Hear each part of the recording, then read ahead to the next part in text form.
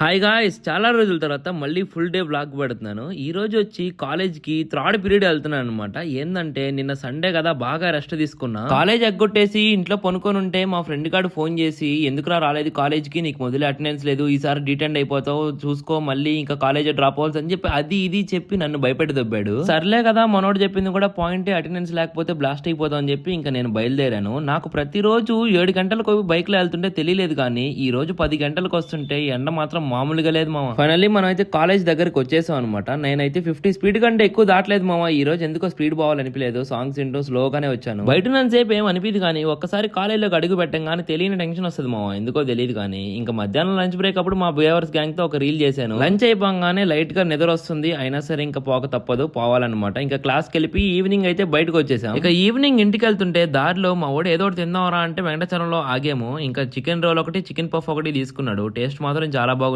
Exact గా వెంకటాచలం ఈ location లో ఈవినింగ్ అయితే కాలేజ్ అమ్మాయిలు చాలా మంది ఉంటారు. పఫ్ తినగానే దాహం వేసింది, అందుకే కూల్ డ్రింక్ షాప్ కి వచ్చి ఒక ఆపిల్ ఫీజ్ తీసుకున్నాం. ఒక హాఫ్ అన్ అవర్ అక్కడే కూర్చొని కాసేపు మాట్లాడుకొని ఇంకా నేను మా ఫ్రెండ్ అక్కడే డ్రాప్ చేసి నేను బయలుదేరిపోయా. ఈ రోజు కాలేజ్ లో ఒక విషయం వద్దైంది మా క్లాస్ లో అర్జెంట్ గా డబ్బులు అవసరం అయితే ఇచ్చే వాళ్ళు ఉన్నారు, కానీ అర్జెంట్ గా సార్ వచ్చినప్పుడు పెన్ను అవసరం అయితే ఇచ్చే వాళ్ళే తక్కువ అయిపోయారు. రేపు నుంచి పెన్ను కొనుక్కొని వెళ్ళాలి మా. ఈ రోజు అయితే ఇలా గడిచింది. ఇంకా రేపు పోతే మా కాలేజ్ లో చాలా పెద్ద ఈవెంట్ జరుగుతుంది, అండ్ అన్ని కాలేజెస్ నుంచి కూడా స్టూడెంట్స్ వస్తున్నారు, అండ్ ఇన్ఫ్లుయెన్సర్ సర్కాష్ సాయి కూడా వస్తున్నాడు అనమాట. ఒకవేళ నేను రేపు కాలేజ్కి వెళ్తే రేపు కూడా వీడియో పెడతా. Thanks for watching, by by.